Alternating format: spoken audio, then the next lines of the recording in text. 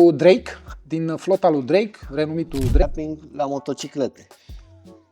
Da, a făcut un proiect pe un McLaren 675, producătorul zice atât se poate la materialul ăsta. Salutare și bine ne-am revăzut la un nou episod din Adrenaline Score. Astăzi ne aflăm alături de Flo de la Ștef Raps. Cum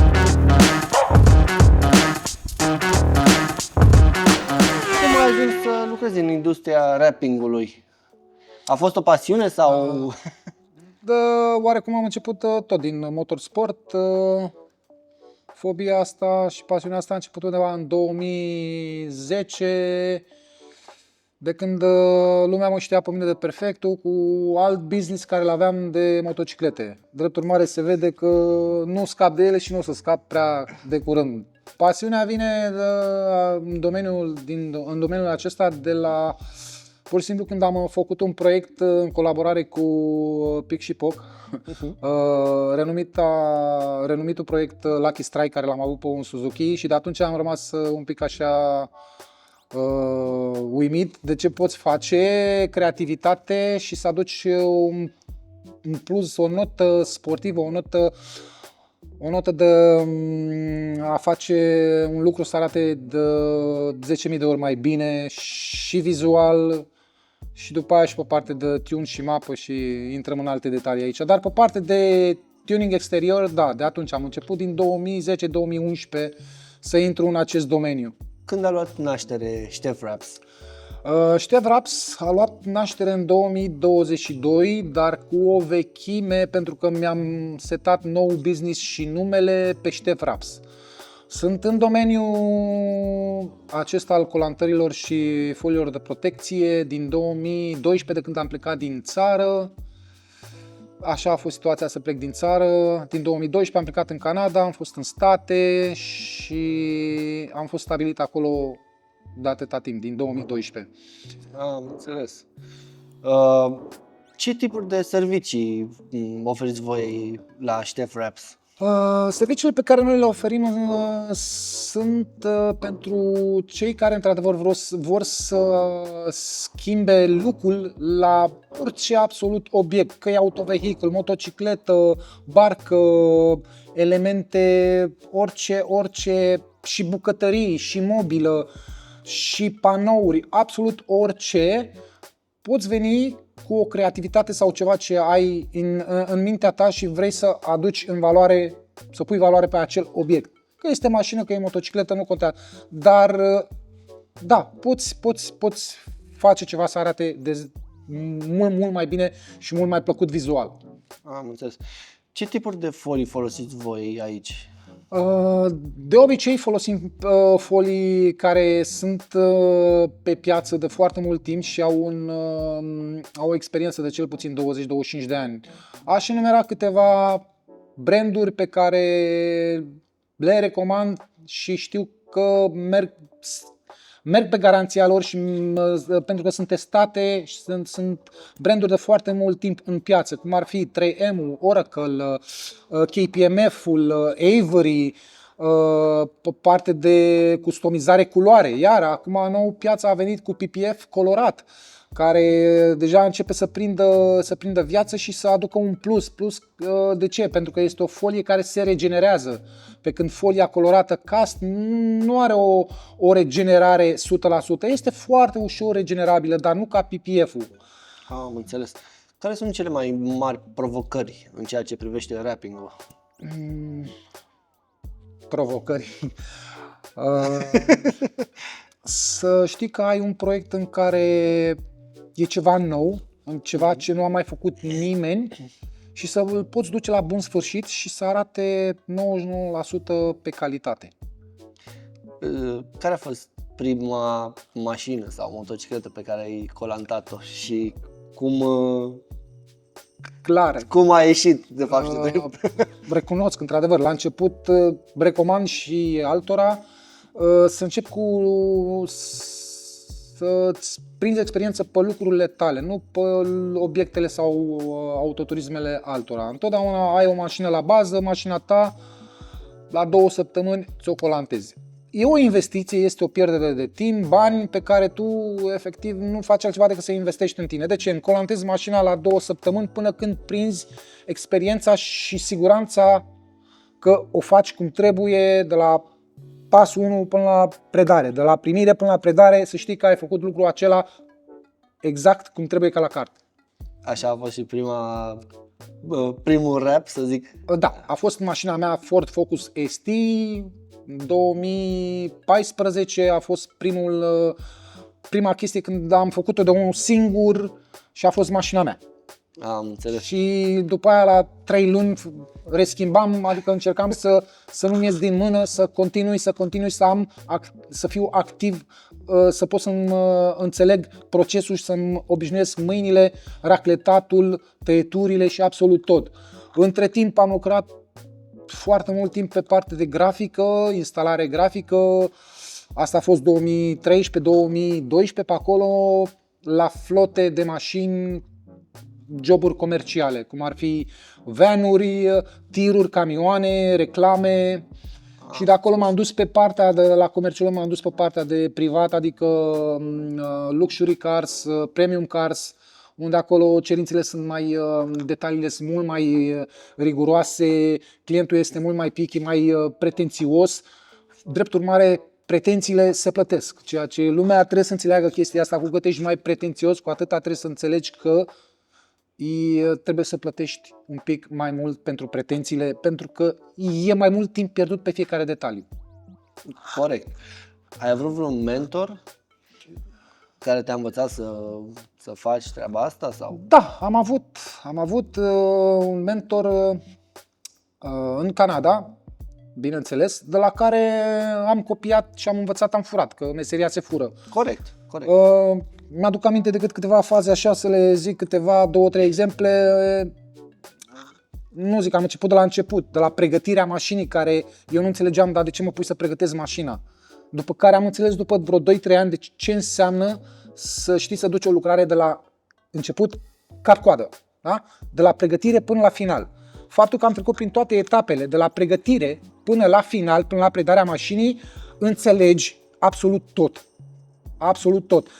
Și în momentul în care eu pregăteam mașina, mai mă duceam și mă făceam că am treabă pe lângă el.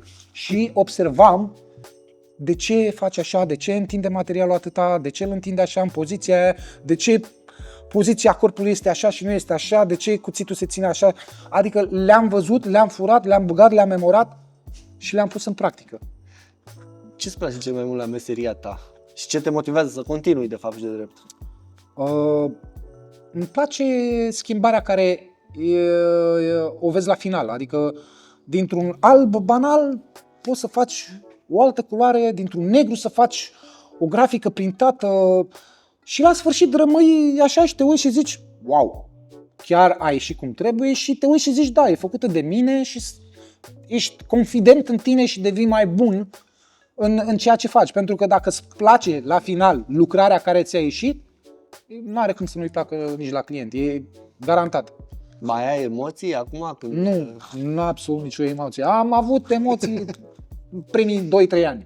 Acum sunt foarte sigur pe mine la absolut orice mișcare pe care o fac. Drept urmare, de aia și predau cursuri, încerc să restrâng cursurile și să le duc la un pic mai privat. De ce? Pentru că unde-s mulți, nu înțeleg decât 1-2, mai bine fac o clasă de 2-3 inch, în privat, în particular one-to-one, unde știu că toată atenția mea s-a distribuit către persoana din fața mea. Aceeași mentalitate am avut-o și când eram în 2009-2010 cu școala mea moto, unde strict mă dedicam pentru fiecare elev în parte, așa, aceeași mentalitate o aplic și aici, strict aș prefera să o dedic pentru fiecare în parte. Nu la grămadă, că la grămadă e ca și cum hai să vă iau banii și Corect. Cine învață, învață. Corect. Care a fost cel mai, să zic așa, cel mai greu moment în carieră și cum l-ai depășit? Când am început pe picioarele mele și am mai fost angajat, clar. Deci până în 2016 am lucrat în Canada cu carte de muncă, tot ce trebuie la diferite companii de signs, în Signarama. E un brand foarte mare în Canada și Nord America, Signarama, unde sunt flote de mașini și acolo nu se mai ține cont, lucrezi La normă. la normă, da. Ai 5 mașini, călare pe ele, te-ai băgat. După care, din 2016 mi-am deschis propriul meu business pe numele meu și am început să fac colaborări cu dealerii auto, cu shop-uri mai mari, unde preluam ca subcontractor lucrarea și ia cheile de la mașină, cum aș vrea să găsesc și aici, ia cheile de la mașină, trebuie să fie așa, la revedere, ne vedem în 3 zile când e gata. Și să nu mă intereseze nimic. Deci așa ajunsesem la nivelul ăla. Mi se preda cheia, asta este lucrarea, trebuie să pui asta, la revedere. Scol la treabă. A fost vreun proiect sau vreo mașină care te-a făcut să-ți depășești limitele? Da. Au fost vreo 5 proiecte dedicate și în colaborare. Că singur durează foarte mult. Îmi place să fac lucrurile de unul singur pentru că știu că le fac eu și nu-mi permit să greșesc. Punând pe altcineva, nu știu, trebuie să mai vin să mai controlez încă o dată. Drept urmare, o echipă bună care fiecare știe exact ce are de făcut, ăla e bun pe întins materialul, ăla e bun pe tăietură, ăla e bun pe pregătit, se formează o echipă și echipa aia dacă se împarte pe categorii, ăla știe să facă pregătirea 100% perfect, ăla știe să întindă materialul 100% perfect, lucrarea iese demențial, iese și repede și bine. Și am avut niște proiecte la care, într-adevăr, m-a ridicat și ne-a ridicat toată echipa, lucrând la Second Skin, unul dintre cele mai renumite shop-uri din Canada. Mașini pentru Drake, din flota lui Drake, renumitul Drake, unde s-a făcut o customizare pe vremea aceea, în 2018-2017, nu existau pricaturi, totul se făcea pricat manual, adică tăieturile erau făcute manual la PPF. Și era vorba de un Lamborghini Centenario 1 din 20, adică 1 din 20, nu mai zic eu 1 din 20, adică 1 din 20. Și într-adevăr s-a făcut o muncă colosală la mașina aia, pentru că totul a fost manual făcut și într-adevăr la sfârșit am fost toți uimiți că am putut să finalizăm proiectul și să fie exact cum și-a dorit clientul. Au mai fost câteva lucrări iară top, unde am colaborat cu Medeo, un painter care are un stil caligrafia modernă, care vrea să o extindă. De vreo 3-4 ani a început moda asta acolo. Probabil că o să înceapă și aici, dar lumea nu prea înțelege la noi. În afară se înțelege. Ajunge și la noi, da, mai târziu.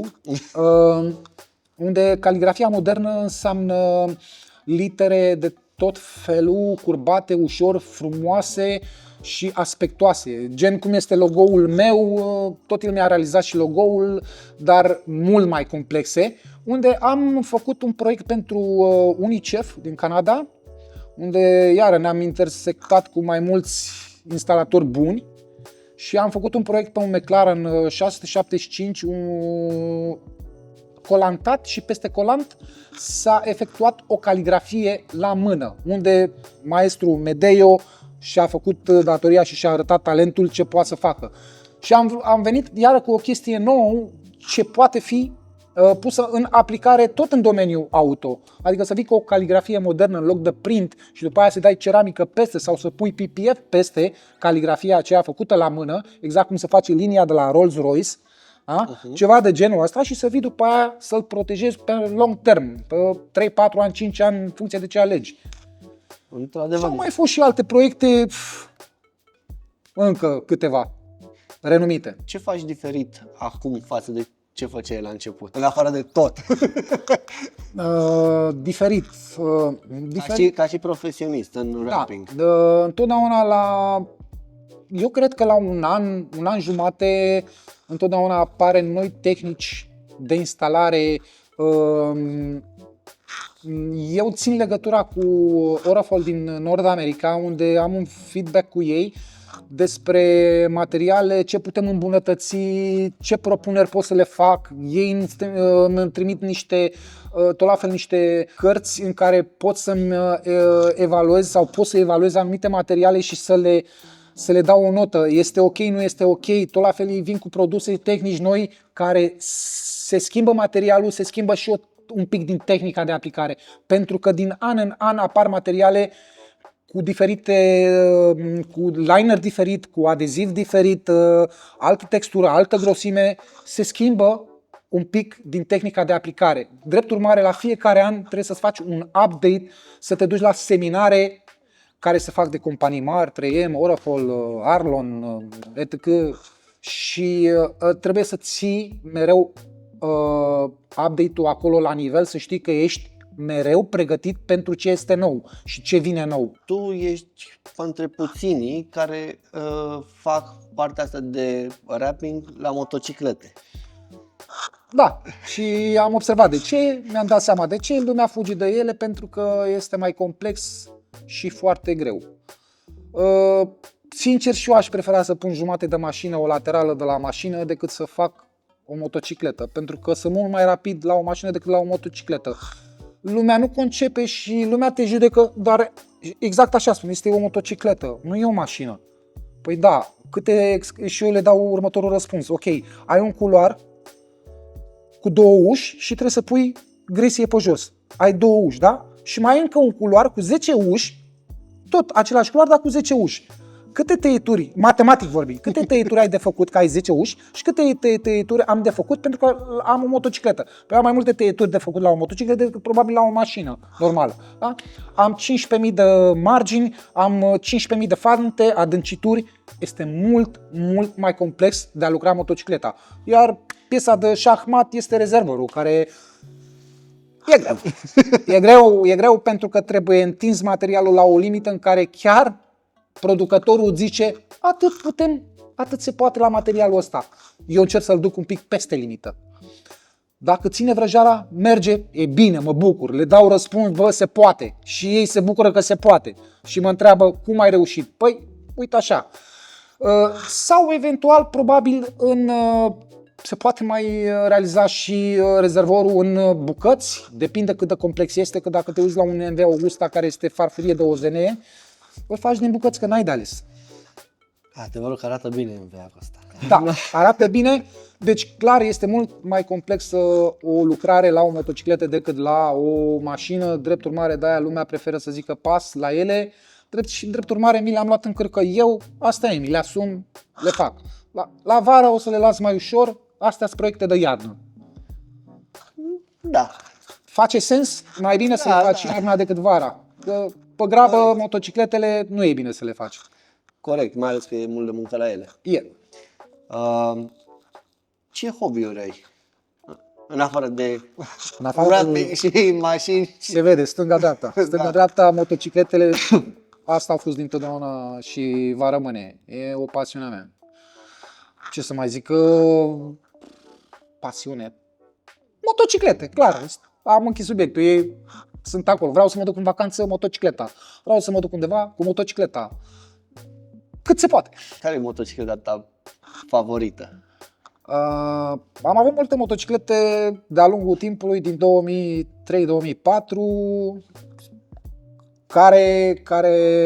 la care vreau să rămân și chiar vreau să o țin și să zic că asta va rămâne vitrină, e cea de lângă mine, cea cu care într-adevăr am ajuns la vârsta asta, într-adevăr am și un Ducati, în sfârșit, când toată lumea își dorește un Lamborghini, o mașină de top, și eu mi-am dorit pe partea mea, pe pasiunea mea, să am și eu o motocicletă pentru vârsta mea. Nu e super sport, este un naked, super naked, unul dintre cele mai frumoase naked-uri, ca să zic așa, care e pe motorizarea de la, e aceeași motorizare de la un V4, de pe V4S de la Ducati Panigale.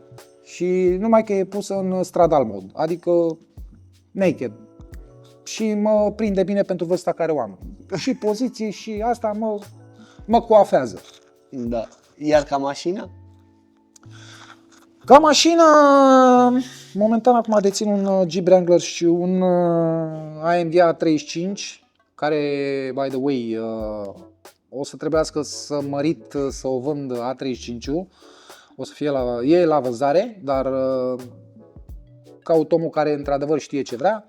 Și un Jeep Wrangler cu care chiar sunt mulțumit. De ce? Nu mai țin cont de drumurile astea păcătoase din România. Cel puțin cu Jeep Wrangler-ul nu mai îmi fac probleme, știu că e o bordură, e o groapă, n-am de ce să mai îmi fac griji. Parcă mă simt mai mulțumit cu Jeep Wrangler-ul decât cu orice altceva. Super Sportul, trebuie să-ți faci traseul, să zici ok, pe unde merg, să nu sparg geanta, să nu fac pană, să nu știu ce. Parcă am mers cu ele, știu, dar personal aș prefera tot pe un Jeep Wrangler sau un... Și eu sunt de acord cu tine, pentru că și eu am un SUV-uleț și vreau să zic că nu mai pot. Când mă așez într-o mașină joasă, zici că... Și te doare sufletul când dai cu ele drumurile astea, te doare sufletul. Dacă ar fi fost într-o altă țară unde drumurile sunt mai bune, aș fi zis da, ok, m-aș orienta din spre super sport. Da, când o avea bani, mi-aș lua poate un G-Wagon sau Cullinan. Da, e un nivel, nu știu, Da, mai vedem. că țintești Dar foarte una dintre sus. SUV-urile cele mai frumoase pe care le văd este Cullinan. Rolls-Royce Cullinan mi se pare unul dintre cele mai reușite SUV-uri și ca aspect și ca tot. Mie unul mi se pare prea luxoase pentru stilul pe care l-am eu. Nu știu, așa mi se pare mie. Nu m-aș vedea. Dacă mă Nu uit, l-aș dori în colecție, nu pot să zic. dacă m-aș dar- urca într-un Cullinan, nu Dar de pot să bani mă aș uit. prefera să ridic un pic nivelul atelierului, să mă extind sau să investesc în ceva în care știu că îmi aduce un venit mult mai consistent și să pot dezvolta acest business mai mult, să creez iară niște locuri de muncă și posibilități pentru alții să devină cineva sau să facă ceva. Cum vezi cultura auto din România în ceea ce privește tuning-ul și Da, suntem bine poziționați, suntem bine pentru că mă uit și compar nu din vorbe, din ceea ce am văzut în Nord-America, în Canada, în alte țări. Mă refer mai mult în partea de Nord-America, state, Canada. Suntem bine. De ce? Pentru că observ că noi suntem pretențioși. Românii sunt foarte pretențioși. Dar singura greșeală care o fac este că nu realizează prețurile care se plătesc în afară pentru pretențiile alea. Și la noi în România vrem aceleași pretenții, dar după aia, păi da mă, dar suntem în România, păi eu știu că suntem în România, drept urmare, nu e pentru toată lumea. Ai un moft, moftul se plătește. corect. Asta lumea nu înțelege. Îi place, vede și nu înțelege că atâta costă. Ce părere ai de cei care critică rapping-ul și preferă vopseaua clasică? Păi nu e vorba de o critică, e vorba de ceea ce vrei tu de fapt în final. Pentru că și o vopsea de la un Rolls care și lacul care e dat pe Rolls vrei să o protejezi, pe atunci clar, peste vopsea sau peste un lac super bine făcut, vii cu o folie de protecție. Asta dacă vrei să menții starea ei originală, adică de la prima zi. Clar, nici nu există dubiu, vii cu folia de protecție pentru a păstra culoarea aia unică care ți-o face vopsitorul sau dealerul sau mașina respectivă are o culoare unică, o ediție limitată. Clar, vii cu o folie de protecție transparentă, să știi că ai protejat-o și o ai așa timp de 80 ani, ca în prima zi.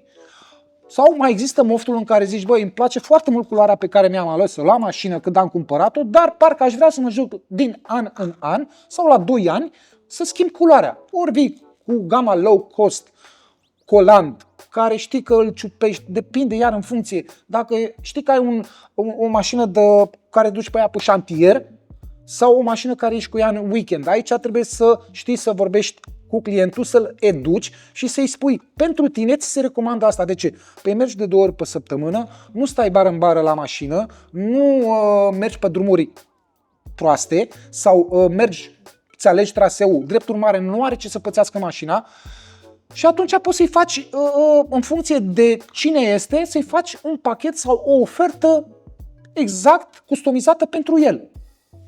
Ca să nu mai existe chestia, mai bine prefer să vopsesc. O vopsea costă o vopsea perlată, o vopsea care nu o găsești oriunde, un satin, o vopsea satinată, iar nu e așa ca și cum zici, e un negru simplu de vopsit, e un alba lux, alea da, sunt ieftine, alea poți să te duci să zici că ești mai ieftin ca colantul, într-adevăr, e o culoare solidă, fără perlă în ea, fără efecte în ea, drept urmare aia este ieftină, dar tu vii și îmi spui mie, de exemplu, am o culoare de Gold Divin. Păi, dacă tu vrei să vopsești culoarea asta Gold Divin, nu o să fie așa ieftin ca să o ai și satinată și până finish-ul ăsta.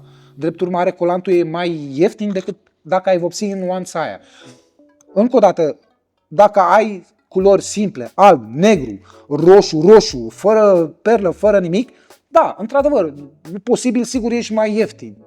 Dacă vrei calitate să iasă totul perfect, nu o să fie un preț mai aproape de colant. Ce sfaturi ai pentru cineva care vrea să intre în zona asta, în domeniul ăsta de wrapping auto? Sfatul 1 este să înceapă cu lecția 1, cu pasul 1 și nu cu pasul 5, cum tot zic, ok, eu vreau să colantez. Eu până am învățat să colantez, am trecut prin niște pași și am înțeles după 2 ani. Acum toată lumea vrea să colanteze, dar nu știe să pregătească, nu știe cum să facă preluarea mașinii, nu știe cu ce să înceapă, rămâne blocat, după 5 minute s-a blocat, cum mai continui, ce am de făcut aici. Drept urmare, asta este recomandarea mea, să înceapă cu niște cursuri de nivelul 1. Chiar dacă este intermediar el, poate că el nu și-a dat seama ce înseamnă pregătirea spațiului de lucru, reglarea temperaturii în atelier, pregătirea materialelor tăiate, predecupate eventual dacă e cazul. Toate chestiile astea nu le iau în calcul, nu sunt luate în calcul de ei. Ei sunt în calcul este ceea ce vedem, pe am văzut pe TikTok, am văzut pe nu știu ce. Alea sunt de promovare, de a arăta, dar nici de cum un curs de la când te speli pe mână să nu fii murdar și până pui mâna pe colant și mașina e gata. Păi alea nu o să stăm noi să filmăm 3 zile, să pun un videoclip de 3 zile în continuu. Nu. Segmentăm videoclipul și arătăm ce ne interesează pe noi. Dar în spatele acestui videoclip sau acestei filmări există o pregătire bine pusă la punct. Ce urmează pentru Ștef Wraps? Investiție mai mare. Clară. Care sunt planurile de viitor? O extindere, dar nu foarte mare. De ce? Pentru că mi-a plăcut așa de când știu. Eu să centrez, eu să dau cu capul și nu îmi place să ajung la nivelul în care îmi iau cantitate și renunț la calitate. Aceeași mentalitate am avut-o și cu școala moto. Nu am vrut 5.000 de elevi, am vrut 100 buni care să plătească mai mult. Și tot acolo probabil că ajungeam și ca profit și ca tot. Pentru că lucrez mai puțin, lucrez mai bine. Lucrez mai mult, lucrez mai prost. Sau eventual să găsești aici cineva care să facă treaba și exact cum îmi doresc. Uite, astea sunt cheile de la mașină. Îmi spui când e gata, vin, fac inspecția la ea. Nu să mă întreb și aici ce fac sau... Cam acolo aș vrea să ajung la un nivel în care să fiu la mijloc, nu să mă extind și să lucrez mai mult pe calitate la clienți care, într-adevăr, să merg pe recomandare. Nu-mi place extinderea mare, nu vreau să devin companie mare pentru că nu ăsta este scopul meu. Este scopul să știu ceea ce ofer la oamenii care i-am, portofoliul care l-am, să știu că este bine pus la punct și rămân cu mine. Apropo de portofoliu, ai colaborat cu branduri sau oameni din motorsport până acum? Da, am început acum recent anul ăsta, o colaborare cu Muntenia Motorsport, sponsorizez pe Tudor Cristea, un puștan care am simțit că are potențial și îmi place de el. El are raliu, are 12 ani. Și da, m-am băgat în aceeași chestie care îmi place, în motorsport. Probabil că o să încerc și un pic în domeniul ăsta de motociclete și sportul ăsta pe 2 roți. Și cam atât, mă opresc. Nu aș vrea să mă arunc mai mult decât, să mă întind mai mult decât mi-e papuma, cât îmi permit. Am înțeles. Bun, cam astea au fost întrebările. nu au fost ceva care să te pună în dificultate. Nici de cum. Așa. Voi nu uitați acolo, subscribe, like și toate cele, detaliile despre Ștevraps le găsiți în descriere. Așa că numai bine, ne vedem data viitoare. Pa! Peace!